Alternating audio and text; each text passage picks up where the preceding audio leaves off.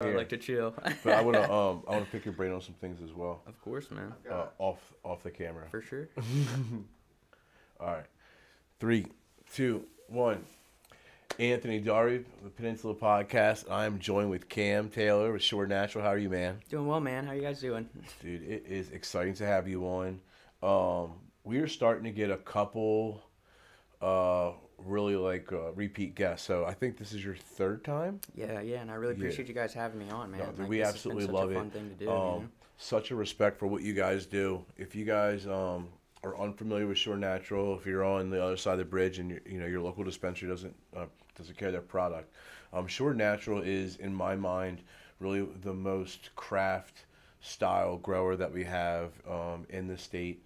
I've known Cam for a long time. Got to see his passion. He, like a lot of the people that I love in this industry, had a real ground up story where he was just like begging guys to let him make dirt for him. Like that's passion right there, right? Like not like there's dudes that come in and are like, I'd come work for Shore Natural if they'd let me be their head grower. Like that's not how this works. Oh, I still hear it. Trust me, I still hear it. You know, that's guys, like not how this works, man. Like you gotta start from the ground up. You gotta earn that. And you came in and really put in the sweat equity. And now, to the best of my knowledge, it seems like you're kind of living, your best life of being able to do what you're passionate about and make cool connections and be involved in working with plants, which it seems like there's not a lot of things that you prefer to do more than to be around plants. On a scale of 1 to 10, how much more do you like plants than people? Especially during COVID. I mean, I don't even think, 10, dude. Jeez. I mean, that was before COVID too, I guess. But yeah, man. I mean, I think the best part about this, it's I really do get to kind of live the life that I've always wanted to do. You know what I mean? Like, I'm not making a bunch of money, but I'm also living a life that I want, which is just really being around plants and being outside. And I definitely get to look at weed plants every single day. And when I was a teenager, I was like, wouldn't that be super cool? So I'm just really happy to be there. Yeah, like Mary Pat introduced me to like your name was you were working at K-Coast, right? Yep. Yeah, and she like knew you from like the surf shop, and then I think you guys had a meeting where you kind of shared some of your passion with her, and she was she was taken back by that and remembered it and shared that with me, and here we are full circle. So give us a little bit of, if you can, like some statistics on Shore Natural in terms of like size, like square footage, canopy space, Sure. like what you guys are doing. Just because you guys have grown tremendously since over the last all few the time. years. I mean, you're constantly evolving, and I really appreciate that. But go fill us in a little bit. Yeah, we're always adding lights, but we're not always adding people, so we're just trying to keep up, Yeah. What I mean? But yeah, so the building is around like 35,000 square feet. Not all of it's canopy. I'd say maybe like 20,000 of it's probably canopy. Yeah, like we just added a whole new bedroom. We've been doing some outdoor crops. Last year was our first go at like a no greenhouse, straight in the field, in the ground kind of no-till situation. This year we're going to have that a little bit more refined. We have 3 greenhouses that we work with as well. So every season we do crank out a little bit of some outdoor. We don't have like a large production for it, but we do like to have like our sativa crops and some of our specialty any stuff Malawi's coming back? The Malawi is coming back. Golden Tiger. Yes. Yep. We did a little bit of Malawi last year, but it was just such a small release, it was hard to get. Yeah, I didn't see any of that. But Yeah. if you know a guy, like, you think if I have Cam on my podcast, I'll at least be able to get an eighth of purple Malawi. I mean, I didn't even get to Louise. see any of the Malawi. I did get some of the I want you to mango. metric out like 1/8 of Peninsula Alternative Health, like a private, like Darby special. Yeah, right. That'd be super nice, actually, just to like batch it out for testing for everybody. We all get together and get to like sample or something. That'd be cool. But yeah, so the outdoor stuff, generally it's just a lot of the stuff we can't run indoors. So really like August, September is when you start to see the special crops. Christmas time, you'll always find the rare batches of stuff that we just can't do indoors. So always keep your eye out for that stuff. That's really neat. So I guess the stuff that's going to go in the ground is going to go in the ground within the next 8 weeks? Yeah, generally I like to say knee high before July. That's what they say on the Eastern Shore. So I love it, man. That's so awesome. Do you prefer to grow outdoor than indoor? Do you feel like you're more in your element, or is it just so many uncontrollables? You're like, this is impossible. Yeah, well, so I started growing indoor, obviously, like when I was like a teenager is when I got into it. So that's just what I'm comfortable with. Outdoor, I've been exploring the past years with Shore. So As far as the quality, I mean, outdoor flower is always going to be the best, sun grown, organically, no till.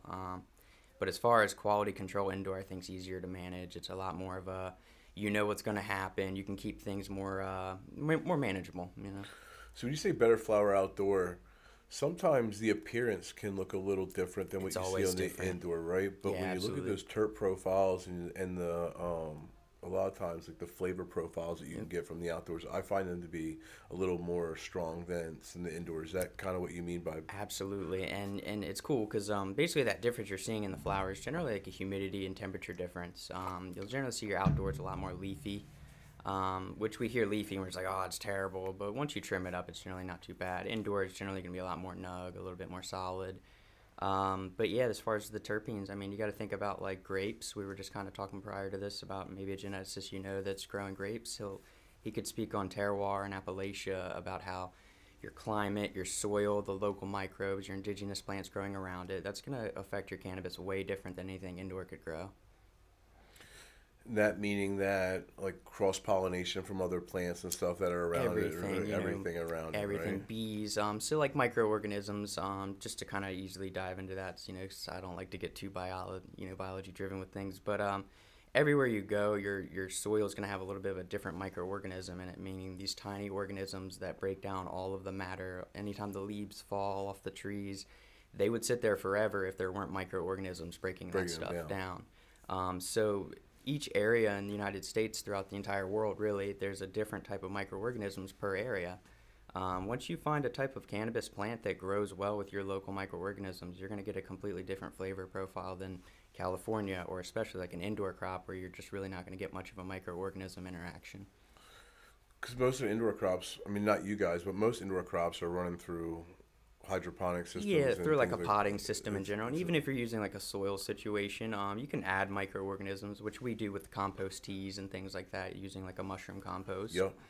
which is how I think we can enrich a lot of our flavors. But it's still a pot situation. When you're done, you dump the pot outside, and then all of a sudden those microbes are gone. You make a new batch of soil. You got to remake those microbes, As opposed to living soil that's just been there for years and forever years, and it's since. just ingrained, right? Yep, from the beginning of time, and it's a continuous system that's always going to be going. So I know nothing about anything when it comes to the cultivation of cannabis on the Eastern Shore. I really don't. But I would assume we have sandy soil. We do. We have very sandy soil, being that sometimes in hurricane season we're below sea level at times in certain areas. You know what I mean? And how does that affect the plants versus like maybe somewhere like in out west where it's much drier and more like Sure, higher elevation. yeah, rocky or Essentially, just we have a lot higher humidity where we're a lot lower and a lot closer to the ocean, and that sandy, luminous soil that you kind of see out west allows the plant to really let that moisture kind of go through and pass through a lot faster. We really hold a lot of water retention in our soil, so we really don't have to water as much as those guys like on the west coast do. But at does the that lead same to time, mold? but at the same time, we do have a lot more mold issues. So that's where it gets to be hard. If you don't have a very, nice, essentially polyculture soil, if you don't have other plants making that soil breathable, you're going to have pathogens kind of living in that soil. It's an anaerobic So situation. what do you do like if you get mold outside and it's like a no-till situation? Like is that just like a bad? It's just like bad. It depends on who you Right. are. If you're like, us, where it's like, all right, well, that's a loss because you don't want to spray plants or you don't want to do anything with your outdoor crops. Like, you essentially just, there is no more mold anymore. Everyone just makes distillate, right? Like, yeah, no one gets botrytis or PM. Yeah. There's just a lot of pens, right? So that's essentially where the market goes. A lot of those guys clean that up. And Just if that- you're a real cultivator, you accept your losses Yeah. and you take that. But if you're someone in like an indoor situation, or someone who's trying to do the indoor living soil situation, they'll generally find a way around it. Like, you can cut out bud or something like that. But we try to stay away from the indoor living soil situation because it's such an oxymoron. You know what I mean? Like, you're using electricity to grow this like living organism. So we just do the super soil, which is an organic situation, but it's not technically a living like no-till situation. And you do a lot with like mushroom-based like compost and like things like that, right? Yep. Is that common, or is that something that you've kind of got a flair for, or like? So it's common in areas where it's available. So mushroom compost isn't readily available everywhere, and it's just We live by Pennsylvania, right? it's everywhere for us, and especially with we have a lot of livestock, especially livestock, a lot of different types. Like, we have a lot of horse, we have a lot of cows. Out west, it's generally just a lot more of that cow type base. here we have such a diverse type of compost that, you know, most people, we grow it to make mushrooms, the oyster mushroom, or people are getting more of those medicinal ones like the lion's mane, the reishi, all that kind of stuff. Yeah, it's interesting to see more and more growth around just plant-based medicine all around, and then even just incorporating it in diets. And I just remember going to Pennsylvania and all of a sudden just seeing like mushroom company, mushroom company, Yeah, mushroom company. It's crazy. it's cool. Yeah. There's actually there's it's a really random story, but there was actually a company in Cambridge, Maryland called the Mushroom Company. And when I was at American Express, I worked with them, and I don't know if I'm giving up confidential information or not, but like every single McDonald's on the East Coast got their mushrooms from like this one like distributor of mushrooms. And I was like, that's a pretty crazy business model when you Yep. think about it. Like, what do you do for a living? Like, I sell mushrooms to McDonald's. Yeah. And I mean, think about the medicinal market coming now. Like, you know, psilocybin's becoming such a trendy thing, the whole microdosing thing. So people are open Second to. time this week we've talked about it on the podcast. Yeah. I think I think you look at, we're lucky to have John Hopkins as local partner doing a lot of really Yes, great yep. research, MAPS program, and I just think that our generation is going to, and not to take this all through that, but I just think our generation is going to look at these natural remedies a lot faster than we are going to look at something that's been made in a lab or a pill. So Oh, absolutely. It's at least become more questionable, you know what I mean? And I think that with, again, with the psilocybin trend coming up, I think we're seeing a lot more of these other types of mushrooms coming into play. Like this year, actually, I'll be growing some on the hemp farm. We'll be doing the lion's mane. I think we'll be doing a little of the turkey tail and a little bit of the chicken and the hen in the woods.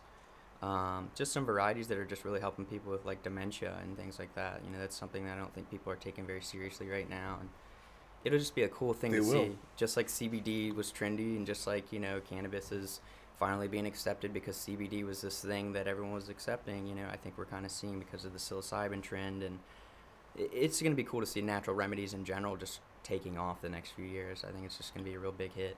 that's awesome. So one of your passions of growing is even before we even get started, right? It's in the genetic side of things. Yep. It's like, what am I starting with? Like, we've had a lot of conversations about it's, you know, the growth practices are very important, but if you're not starting with good genetics, like you're really setting yourself up to fail in many ways, right? 100%.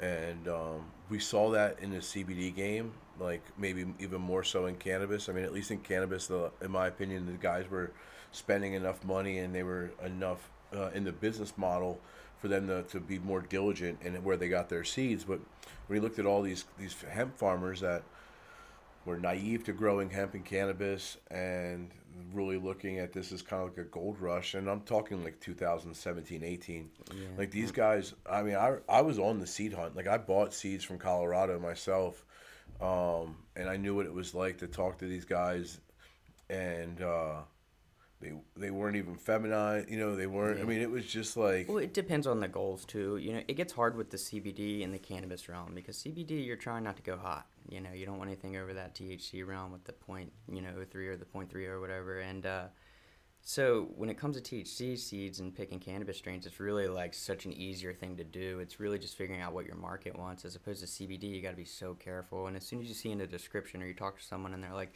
oh, it could go hot if you let it go into September, you'll be like, oh, I don't want that. You know what I mean? Because you don't want to gamble it. You know, that's your whole crop. you you could know? lose everything, and those plants, you know, you stress them out the wrong way, and all of a sudden, boom, they start. Yeah, They start. unstable.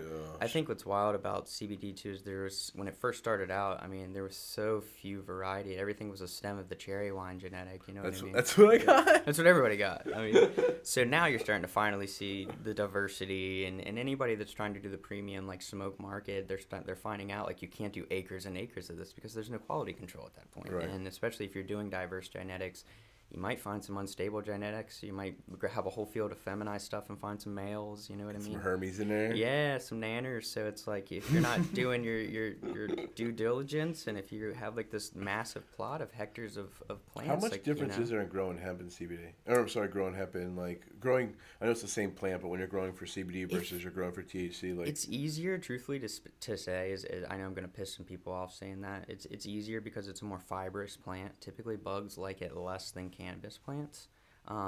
We call cannabis like drug cultivar as part to fiber cultivar. Like that's Right. the only two differences in someone like growing wise. So when you think about fiber cultivar, like bugs and pathogens just don't really like it as much as cannabis. So it's a little bit easier to grow, and it's a shorter season because again, you don't want it to go hot. So most people are done like mid-August, end of August. But as far as cannabis plants go, if you're doing it right, if you really are putting the quality into it, you're going to grow it just about the same. You're going to put the same love into it, same size plants, same drying process.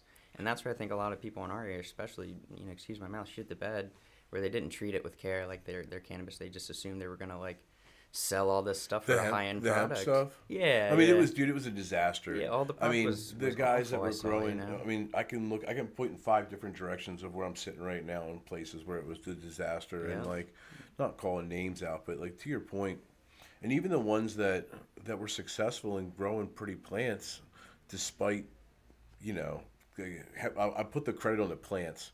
Yeah, right. Good genetics, right? For being What we're surviving saying. in Good genetics. genetics, right? They didn't know how to get them out of the they didn't know how to get them out of the field, and they didn't know how to cure them properly, and no one had really addressed the drying issue that you're going to have when you pull out acres and acres of plant matter. Like, Space in general. That was my favorite thing, was talking to these guys with acres of plants. I was like, well, what are you guys doing with this when they're done? Well, we're going to dry it and sell it as premium flower. All right, cool. Where are you going to dry it at? Oh, shit.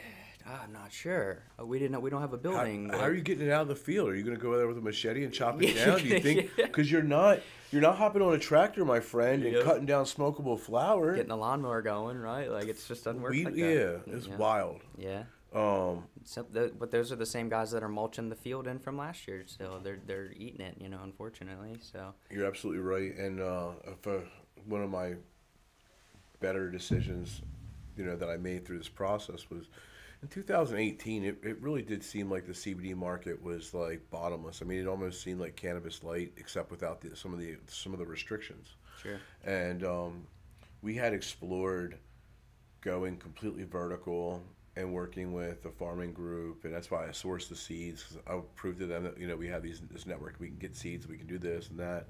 And in the last minute, I was just this doesn't feel right to me. Like, Yeah, and indoor CBD is tough too, man. That's a price point that you got to really hit on. And a lot of the guys that are doing the indoor CBD are really just like the distillate straight guys. Like, they're just turning it straight into crude. They're growing like a 4-inch, 5-inch auto flower, and they're flipping it right over into oil. Indoor's hard with that one, yeah, these guys were going to grow outdoor, and they actually did grow outdoor. Okay. Baywater. Okay. So we gave our seeds to Baywater, and that's where they started. And they have evolved their genetics several times over, I'm sure, from when we first started with them. But that was the original exploration that we took. So those guys, they're the farmers. We let them grow, and we stuck to what we do, and that's support the bottle after it's in there. What happens when the patient gets it? This stuff's not cheap. And there's so little support, and quite honestly, the farmers market's not the place to have a one-to-one consultation all the time for someone that's got severe medical needs. So It's hard. for some folks it's fine, and that works, but for us that's not our niche. That's not what we're looking for. We're looking for pediatric patients that have severe needs. We're looking for the real health outcomes that we can change. So Well, that's the difference between people that are passionate about what they do and then people who are trying to make a quick buck too. I know a lot of people are gonna be upset that I said that, but I think CBD is much more of a bulk market. Like, you just got to grow a lot of it, and you got to unload your product. With cannabis, you can grow it, you can take pride in it, and you can sit down and talk to a customer or a patient. You can make that differentiate because you can know who's a customer or a patient. With CBD, it's really hard to tell. It really is. yeah, and then there's still a lot of folks that distribute it that aren't. It's weird that gas stations sell CBD. It's weird that porn stores sell CBD. Yep. It's weird that these countercultural places are selling these less than par products, and then it says a lot about our friends that are buying them there, but they come back and they say, "Oh, I got this shit and it doesn't work." I'm like, well, I'm not surprised, because you started with a bad product and you probably had zero to no advice on how to use it. And if you thought that you were just going to take a CBD tincture like you were smoking a joint, and all of a sudden 15 minutes later you're going to feel a little lightheaded and like maybe more apt to go clean something, like that's not how this works. Yeah. Yep. And even myself, I mean, it took me a while to understand a good dosing regimen of CBD, to find my optimal dosing.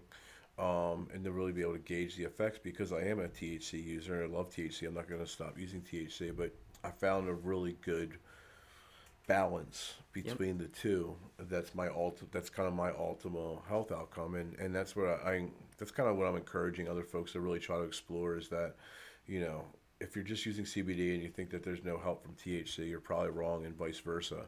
And they're not the same. Somehow, to your point earlier about how CBD was kind of the gateway to getting cannabis more accepted, it also got the stigma of like, well, it's just cannabis light. Yep. So like you don't need THC, you can just use CBD as long as you don't need to get high. And like they're different cannabinoids and they affect the body completely differently. And it drives me nuts sometimes when I hear this concept that like, hey, we don't even need medical cannabis because CBD could be solving all these things. It's just like an excuse. But even more so, the doctors that are talking to patients that may be using too much THC and saying, well, you should have stopped that 100% and just use CBD. I'm like, no, there needs to be a balance there. They need to titrate down their THC. They need to increase their CBD, and maybe they need CBG or CBN depending on what they're sleeping or they're having gut issues.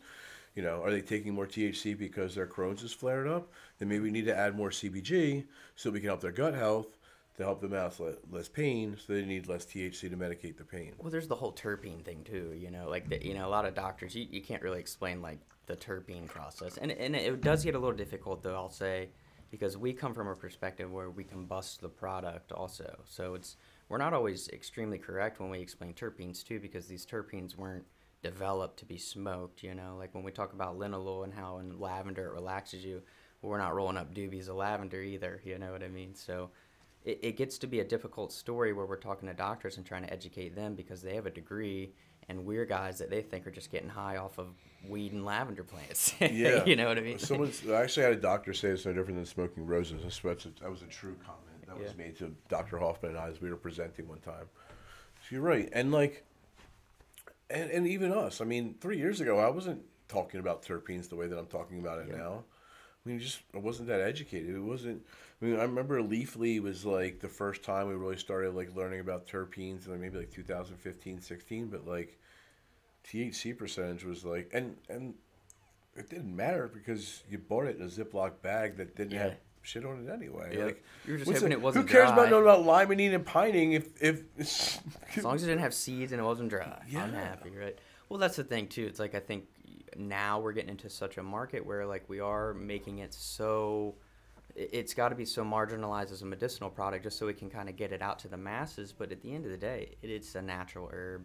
As much as we'd like to figure out the science of it, we just know it works. And I think that people need to start, educating themselves on why it works for them, rather it's a terpene, a cannabinoid, or because it's what the doctor said they should be doing, or because it's just what makes them happy, So what are you having the most fun doing right now with genetics? Like Breeding all the time. I think that's the funnest part of it, man. And what is like what part? Like I mean, just seeing what you can create by, and how like explain the breeding process. Sure. So I don't do any of the clone only things like most breeders do. So essentially, it all starts from seed selection. So we had talked about on a prior podcast pheno hunts. So I like to take two genetics, pheno hunt them out, find the best of the best. You'll find a male that matches, your favorite phenotype of the female. Of course, you make sure you guys test that, and you smoke it and make sure it's good. If the male matches it perfectly, you can kind of predict what it's going to pass on trait-wise in the cross. Make your cross. That's called an F1 generation. Run the F1 generation. You'll see a completely wild phenotype hunt. You'll see out of 10 seeds, probably 6, 7 different, types of plants. From there, you make the best selection. Make an F2 on that, meaning that you take the best female and male, breed those together, kind of stabilize your seeds, and from there just sift, find the best ones, keep mother cuts, and keep running it. So, and you just keep naming them different like F generations after that. So you have like F10s of stuff like F. I wish I had F10s, but there's actually one of the longest running genetics that people of filial generation is around F10. That's the Royal Kush line. So it's like people are in the works of doing it, but cannabis has not been. I guess scientifically looked at for breeding, you know what I mean? Like a lot of people have just been doing A and B, this cookie and this cookie's good, and a lot of people don't realize that they're inbreeding or they're doing a lot of like plants that have intersex traits that just aren't good, a lot of instabilities.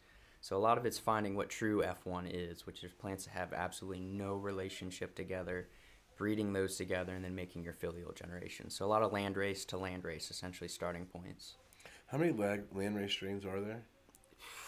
Infinite. I mean, there's one in just about every region. There's landrace CBD in Kentucky.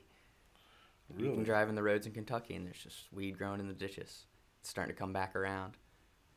So anywhere you can grow. That's neat. Yep. So once it's legal again, I mean, we'll have some landrace here in Maryland. I'm working on developing it now. Something that can Is handle our there humidity and bugs. is there a region that you really um seek stuff from? Like, Absolutely. Modern cannabis generally is Afghanistan based. That's where a lot of the potent cannabis comes from. OG, Chem Dog, Sour Diesel. That and I like Nepalese personally. I think a lot of that stuff from the Himalaya area just lends a lot of good fruit terpenes. I like a lot of the fruity stuff, a lot of the gassy stuff. So Afghanistan and like Asia can lend a lot of those. that's awesome. I really prefer like the citrus and the fruity. Yep. Um, Sometimes the gassy stuff is good too. So But that's a question I'd like to ask you then, as a somebody who's in the dispensary realm. What do you guys think about the guys in California? They have like citrus plants and they have lime plants and those things. We here grow like watermelons, strawberries, a lot of those really sweet types of things, not as much as the citrus realm because we just can't. right. You think that has anything to do with like our taste buds as far as picking like cannabis and terpenes and things like that? I was asking someone this the other day and they were like, that would make a good bit of sense. Like, because generally over here we like a lot of the fruity stuff, like a lot of the strawberries, a lot of the blueberries. So this is a really weird question because I'm allergic to fruit. Oh, jeez. Okay.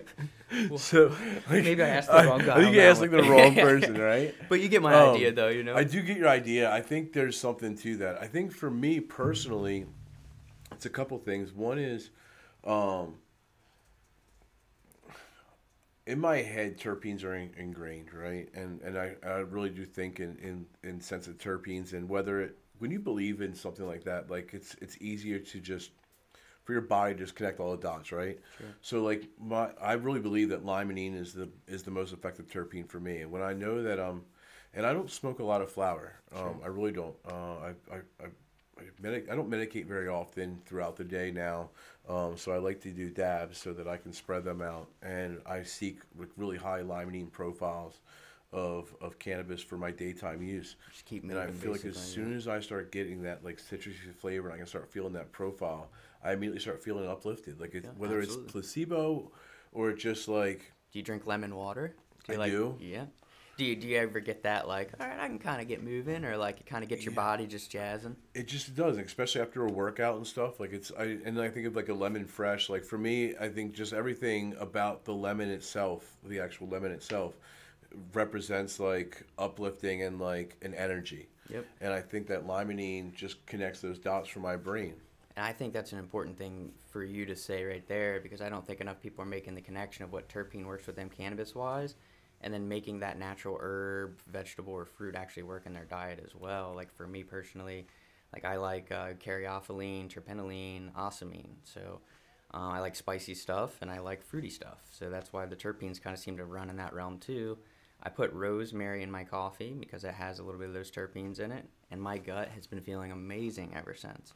And it's just like those terpenes kind of work with me as far as my smoke, so why wouldn't it work with your herbs or your veggies or your fruits? And so that's why I had to ask you about the lemon water. It's know? funny. Like It's one great. of one of my initiatives this year is to connect the two dots between plant-based health and the fact that there's a lot of people that have adopted a plant-based diet that somehow refuse to acknowledge that cannabis is a super effective tool. Yeah, And the same benefits that they're getting from their plant-based diet, they could be getting from the cannabis plant, right? Absolutely. And hemp plant. And then the opposite, I have a ton of patients downstairs that swear up and down how cannabis has changed their life and made everything better. If I'm talking to you and you feel guilty about this, then I'm talking about you. But you won't adopt a plant-based diet. Your diets are horrible and they're making you sick. And there's so much opportunity for you to say, like we just did, what would happen if I like limonene, if I drink lemon water every morning, or if I just suck on a lemon sometimes. Like these little different things that you can do, they really do make, when added up, they really do make a big impact to your overall wellness. And that's what I'm trying to connect the dots, is I feel like cannabis really lives in the middle here where we can bridge both gaps and almost be like the poster child for plant-based life. Yep. I can't wait till it's classified as a superfood. Like we combust it mostly to get the effects, of course, but like I can't wait till people are just juicing it, just like, oh, I really like the purple ones, because it's got And the you see a lot anthocyanin that's out good west. for You me. see a lot of that, Yeah. and then once again, like the difference of that is when you're juicing, you're getting THCA, which is a completely different cannabinoid than THC. Sure. When you get bud, and you get your lab results, you look at it, flower is actually measured in THCA because that's the raw form. But as soon as you combust it, you're turning it into THC, and losing some things within that process, right? Yep, burning off some terpenes. So, and I don't know how you feel about ingesting terpenes. I'm not necessarily convinced that it matters a whole lot yet. I'm not like the artificial terpene guy for sure. Like I'm not gonna go get like a drink that's just got like lemon based terpenes in it. But I'm definitely, there's something to the reason that a lemon agrees with you. So like I'm not gonna say that I'm for the terpenes are in fruits all, you know, because I definitely think that cannabis has some stuff in it that really isn't going to be in a fruit. You know what I mean? I think there's something to that, like limonene in a cannabis plant that's not necessarily the same in a citrus, you know? Yeah, and I just don't, for me, and it's been my experience, like if I cook with flour that's high in pinene and limonene, the edible doesn't give me energy. Yeah, Right? yep, exactly. Like it doesn't, like I'm stripping those things out basically, and what's preserved in there is not it doesn't have the same biological reaction that it does when I because trust me, when I dab pining, I know I dab pining. There's right. zero question. Yeah, yeah.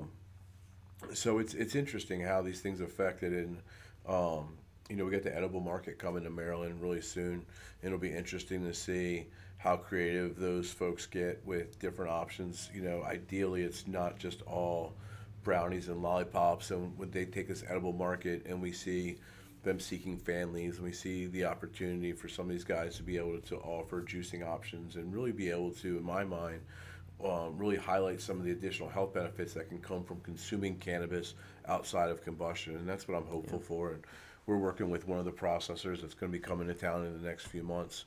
And one of our focuses is to you look at things like avocado oils and things that we can make that are THC infused, but that are also going to have a medicinal value and be more apt for a health-based lifestyle than some of the other products that we're going to have. They're going to be tasty and delicious, and I'm going to eat them too. Yeah, right. Like again, it's what I was kind of talking about earlier, right? where you got to find there's some people that are patients, and then some people who are just customers, and you do have to appease to both of those.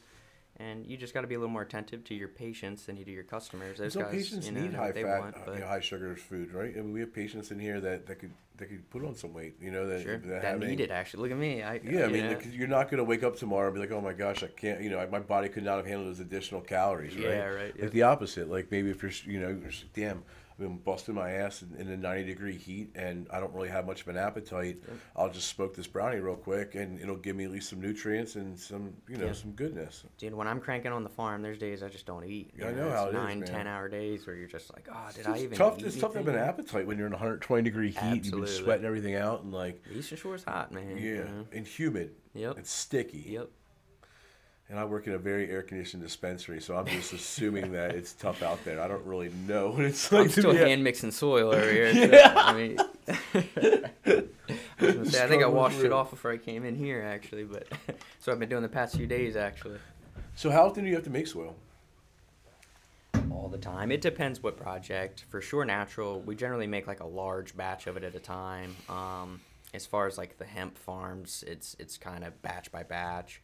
I also sell super soil locally too to people, organic soil, just to kind of. It's a water only recipe, and you know everybody's kind of growing their veggies, and then some people are growing their own plants, and I don't ask them what they're doing with the soil, you know what I mean? But if they want it, then I'll sell it to them. So Yeah. I actually got to drive to Cambridge after this and drop off some soil. So it's one of those things, man. Like cannabis has kind of given us this realm where people have definitely opened up their health. Like I've never in my life cared about my soil until I started really getting deeper into cannabis, you know? Like, Really? Potting soil was potting. Like, I mixed soil once I started with Shure, and that was like, I started getting the process. I was like, all right, cool, we're just saving money. And then eventually I started really realizing the difference, and then that's where I was like, well, maybe there's something to this. And originally, before, if you think about it, like, we couldn't mix, like, a really super hot, well-amended soil for any type of crop, because it just didn't cost. Like, the cost didn't make sense. Like, tomatoes are so cheap per pound. You don't want to mix a $20 bag of soil for $4 worth of tomatoes, you know? So cannabis has given us this realm now where people are so open to organics because the margin has allowed us to have the opportunity, you know what I mean? So I have so many people that they pay attention to what I'm doing with soil, and they're like, I kind of want to try it with my food then. If you guys are growing organic cannabis with that, then what's it do for your veggies? You're like, oh, you don't have to put any nutrients in it. You just water it, and you're gonna have the best tasting veggies with big old yields. And they're like, wow, well, I'll take How that. how do you I'm literally curious, and not asking for a friend, but like how do you sell it? Like a pound is like by the pound? By the Like, gallons. by the gallons? Yeah, and I don't put out any ads. I don't have like a soil business or anything like No, that. no, People no. literally just know what I do, and they just hit me up on Instagram, or like a friend of a friend will hit me up, and it's just something I can't hold on to. I don't even have enough soil for myself now. I got to go mix more. That's awesome. But I'm just stoked because again, it's allowing people to take the organic direction, regardless of what they're growing. They're gonna have a healthy input, you know. That's so cool. Um, so what are there any other projects that Shore's got going on that you're excited about, or anything that? Yeah, absolutely. I mean, the greenhouse area outside's always cranking. I think we're gonna be doing some more construction outside to do a little bit more bigger greenhouse setup. So I think that's in the route.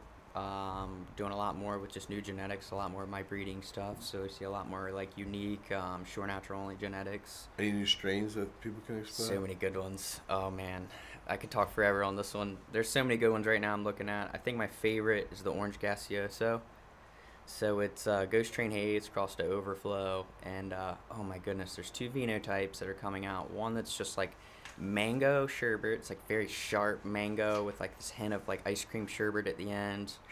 And then the other one, it's just like mango with like a vanilla cola. Like it's like, have you ever been to Five Guys and you play with the soda machine? Yeah. They have like an orange or mango Coca-Cola, and it tastes just like that. Like the smell is just on point. Like it's so beautiful, like a soda. Other than You're that, convincing me to want to take a trip down there. you got It's to. been a little while. And it's a sativa. That's what's cool That's about what's that up. one. Yeah, so I'm trying to get it to finish before 13, 14 weeks. That way we can actually make it feasible for commercial. If so, then it'll definitely hit the market. How do you tell us real quick how you rush or slow down a plant? 'Cause I guess you probably never slow down a plant, right? Not necessarily. Yeah, it's more so just phenotype, doing that hunt, like Just figuring figure out which one's the flower shortest faster. flowering. And, Yep. It's yep. got to hit the COA. It's got to look beautiful. It's got to smell good, but it's also got to flower in a certain amount of time.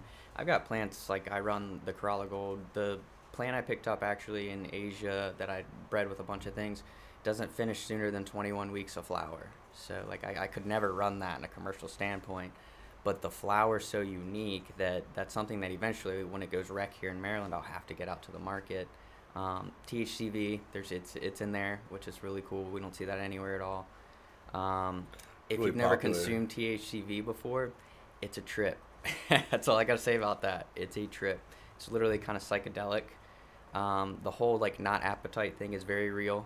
Like I'll go the whole day not feeling like I need to eat anything I was at gonna say all. that typically we see it in vape pens right now. Yep. And constantly feel a little bit of concentrates, and we brand it as an appetite suppressant. Yeah, It yeah. certainly is. And it's nice, like the isolate version, like getting it out of its own cannabinoid form is great. Consuming it in flower form, oh my goodness, it's so nice to. It's very uplifting, very psychedelic, almost like the Malawi. Like it's almost like music feels really good, and you just want to keep moving around. Yeah. But you're not doing very good. Yeah, like you think you're doing great, but you're moving for sure. Public but- service announcement: you are going 9 miles an hour, Yeah. but you're all over the place. Just put the shovel down, you know. That's awesome. So yeah, that was a special one that again that probably won't see its way in like a medicinal market, but when things go rec here, you'll see that one come out eventually. I think other than that, the local skunk is probably our favorite in that room too. That's one I went to Indo Expo in Colorado to pick up. It's from a breeder who actually you can't get his stuff right now. He's actually in legal trouble. Basically he's old school. He's like 40-year-old breeder. He's had felonies from back in the old days, you know, growing 5-6 plants and going to jail for 5-10 years kind of deal. And he just got caught speeding over state lines, and the feds just wanted him that bad that he's been locked up for a little while. So his seeds you just can't get. So I was very lucky to get that last drop. The local Hashtag something you don't hear about in the pharmacy industry. Like, yeah, right. Like, like such it's still bullshit. it's still going on. You know what I mean? People Yeah, don't realize man. the war on drugs is very real still. We're just Very very real, fortunate man. You don't that think it's it slowing is? down here. Put 3 you know? pounds of your weed from California and drive through Texas. Tell me it's not real. You'd be surprised too. Some of these legal grows, the things that they ask you, that you're like, whoa, no, you guys can't do that. I'm trying to help a guy in Delaware get hit one of the permits going. He's already licensed and he's growing, but they were gonna get a bunch of clones, and you gotta tell those guys like, hey man, that's not legal. Like you gotta be careful setting yourself up like that. And they had no idea, and they immediately changed their tune. They're like, oh cool, we want to play things safe, we want to do it right, so let's go ahead and do this. And but things like that, like people don't understand. Like there's guys that have been doing this for 30, 40 years getting locked up for that stuff still, you know what I mean? Like, you guys can't just, do that stuff. Find yourself in Rico. Yeah, right, Guantanamo. um, So that's probably, I think, my favorite coming out of there. That's the local skunk. So that's a sour diesel IBL line crossed to a bunch of different hash plants. So old school as can be. When you cross them with hash plants, are they oilier? Like, they tend to Hash plant it's a general term for the Afghanis that I was talking about. It's a shorter, more resinous, stinkier bud. But generally too, there's actually a couple genetics that are called hash plant. There's the cuttlefish hash plant and the skelly hash plant, which were like the original like Afghanis that were kind of brought over, selected. It would seem to me that there would be less than 100% consensus on genetics. Are there Reddit threads where it's just people nerding out and arguing over genetics and who came where and when and who started this and who should get credit for it? And if you want a rabbit hole, look up the real skunk. Like look up skunk. Like look up skunk and the genetic cat piss. Like, everyone bred it, and they're all ready to make their money now. So, but yeah, like I think that the thing that you see in a lot of those forums, though, which is kind of sad, is a lot of those guys that, like I said, like Duke Diamond, who found himself in an illegal situation, who've been doing this forever. They've risked everything, and they're getting absolutely no reward. They're getting a slap for 5 to 10 years when some of these guys are coming in the forums and talking shit on their slurricane cut that they don't know where it's from. They just got it from a friend. And so it's very interesting to kind of see, the genetics nerding out. Like, there's a lot of negativity to it. A lot of people are really just, like mean. A lot of communities where people are smart. Just mean to each other, right? Yeah, egos come in, and then people become nasty. I can't imagine you participating in that nonsense, but I stay away for sure. I could imagine those. But it's fun to read, right? Like you get into even it the sometimes. Maryland medical groups. Like I literally don't say what you want about me. I'm not reading it. I don't. In the beginning, I was a member of all these like Maryland medical cannabis community and all these different groups, and the shit talking on the industry and just like back and forth and like it's just gross. It was gross. It was not. It's immature, and it's not what we need here in our state. It was way easier for me to focus on the outcomes that we were having with patients downstairs and like the highlight reel down there than it was like the nonsense of who's doing what. And I like being on the Eastern Shore, man. I love being on the Eastern Shore and being outside of the Baltimore nonsense. Yeah, like, for sure. There's 4 of us. Like, Daryl Hill and I are cool. He was on a podcast last month. Bob Davis is an old neighbor of mine. Like, we're Bob's cool. funny, man. Bob's a funny dude. He's old school. Old school. Lindsay, she kind of does her thing. Yep. And we're all just happy-go-lucky here on the Eastern Shore. Like, got no beefs with any of my competitors. Like, I hope they don't have any issues with me. It's all good. Yep. That's what's funny about the grow realm. It's like you guys are always in that kind of interaction realm where you get to talk to patients that have, kind of go back and forth. It's like in the grow realm, we don't get to talk to each other at all unless you reach out to like a grower in like a personal way or something like that. So there's very little relationships in our state when it comes to the growing realm. Like I don't get to go out to lunch or dinner with anybody that grows weed. You know what I mean? Like, do you have any relationships with anyone, any other shore guys, or you guys just all kind of? Not really, and I'll be honest. Like I try. Like it's important to me because this is my culture. I've been living this before it was a medical market, and now it's like trying to be a relationship guy is like not easy. Like a lot of these guys, they think they have like secrets, or they think that like. I don't know, that they're like some millionaire guy that has to hold this an image or something, but like I just like to grow weed and I want to sit and talk about that sometimes while I'm having a beer and a cheesesteak. Like you know what I mean? No, man, you're as pure as they come. I always enjoy like chopping it up with you, and I appreciate that, man. That's really neat. You guys do great work at Shore Natural, and I know that you got some other hemp opportunities. You got a bunch going on. I think you're going to continue to be rewarded for the hard work that you're doing, and I really appreciate the passion. The cannabis industry for a lot of folks is not, despite common thought, it's not overly profitable for a lot of folks, especially with 280E and the fact that it's a medical market, and we're not doing this just to try to make money. We're doing this to serve patients, and that what that means is, and truthfully, and we see it with my partners and everything, is that if you don't have a passion for this, this is not the industry This to be isn't for in. you, man. Like, this is not. There's I so many people that that I talk to, and we talked. Even we led the podcast off, and like they have aspirations to just be in some leadership role in a cannabis company without really understanding even what that role would be. Like, They've never even smoked if weed. yeah, They've never smoked weed. or they smoke weed, but they don't understand that, like, the meme, like, what I do, my mom thinks I do, what my friends think I do. Yeah, like what actually I is need going on. one for me, because like what people think that I do as a CEO of a dispensary and holistics and all the stuff we have going on versus like what my actual days and time, like it's way It's different. nuts. And it's a grind. It's It a is. straight grind. And as much as, like I was saying earlier, like I see weed plants every day at this point.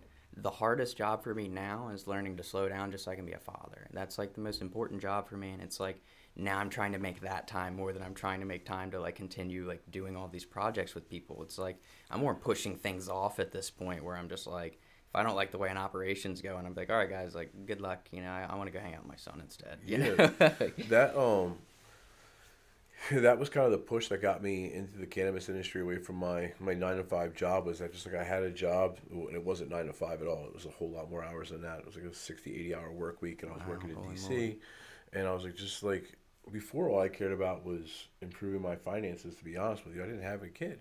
Yeah. And then I had a kid, and I was like, fuck, like Your goals change, yeah, right? I don't. Yeah, the extra $500 you can keep. I'd rather like Have a the couple, time back, right? Time back, right? Yeah, my favorite consultant, Kevin Jodry, he talks about recently, he's like, I don't think in 2021 there's any farmer or anybody who's a part of a legal industry who's jumping up and down, I'm a weed farmer, I'm a weed farmer. We're just trying to exist right now. Like, we're just trying to survive. We're just trying to live our lives. We just want to get to a point where what we do is a normal part of society and we can work a 40-hour week and go home to our families, And that's all we're trying to do. And I think a lot of people get this idea that we're all, like, trying to chase money or that we're all rich because back in the black market days, you saw guys riding in boats and you Right. saw guys with nice cars, and those guys made the money. Like, Yeah. that's when the money was there. Now we're all just like trying to live a lifestyle that we are a part of. We just want to be a part of our culture daily. Truthfully, and this just popped in my head, but like, the people that came before us that were doing it illegally for nothing but profits made out. And then eventually the big guys that come in and absorb us and have, Fortune 300 listings on the NASDAQ, they'll make the money too. Yep. And that's fine because, that's again, fine. as long as they pay our bills and we Right. get to go hang out with our kids and That'll be good. you guys do your thing and Yeah. you chill on the boats. I get seasick anyway, Yeah, I just make sure the kids don't have to pay for their own college completely. Yeah, I just want to make sure that my son, gets stoked when saw he him sees on a a weed plant, Was he on a skateboard yesterday? Where was he at? You were on a skateboard. He was in a wagon. Yeah, yeah. I saw that Yeah, on. whenever it's nice out, we take our little walks around the neighborhood, and I'm trying to get him stoked on a skateboard. You know what I mean? He loves it. And I'll hold him up and kind of push him around on it. But that's right. Yeah, I get stoked just seeing him kind of maybe like he looks exactly like me. So a lot of people are like, oh, it's just you. So I'm like, cool. He's got a skateboard thing lined up. He's gonna be able to growing skate. weed at 4. Like He's got all the genetics he could ever need. Yeah, he's already. Gerber college fund. No, we gave him a seed bank. Yeah. Sam Seed Bank, right? Seed bank. But yeah, so that's all that is, man. I think that you're totally right. A lot of people think that we're living this like lifestyle where we're all chasing something, and We're just living our passion. we just want to live And our it's culture. described. A lot of That's times, it. it's Like, disguised as hard work, right? Yep. Like, and that's cool because when you're passionate about something, the hard work comes so much easier. I can't tell you how less happy I was at other jobs where I didn't work half as hard because I wasn't passionate about it, right? Well, Like, there's no finish line at life until the day you die. When it comes to working and experience, like you got to live that daily. Like you're not gonna be at some finish line like, whew, I remember that time I went to Six Flags. That was awesome. Yeah. Like, you got to be at Six Flags and be stoked. You're right there on that roller coaster. You know what I mean? Like, I agree. That's a really good way of putting it. Let's end on that. I really appreciate it. We'll get you back on here sooner or later. I am now motivated to get out and see you off camera, back at shore, see some of these projects you guys got going on. I'd love to see the expansion. I love seeing the growth. So thank you so much for joining us today. yeah, for sure, man. I really appreciate you guys having me on. Keep an eye out for the stuff that we're doing at Shore. Go ahead and drop your IG or anything else anywhere I can find you. So I'm Cabron the Cam on Instagram. We're the Freethinkers Conservation as the breeding and the seed thing. We're also doing some clothing lines this year as well. We'll be doing a drop for 420. We'll be doing the Sugar Baby Cakes, which is Wedding Punch Cross Magic Melon Seed Drop. Other than that, we'll be doing some special art for that as well, so keep an eye out. And other than that, Shore Natural, we took our Instagram down, actually. We got a little bullied there by the state and decided that we weren't going to play that game. So if you guys want to follow cannabis, just follow me, and I'll do what I can. Nice. All right, man. Thanks again. Thank you, guys.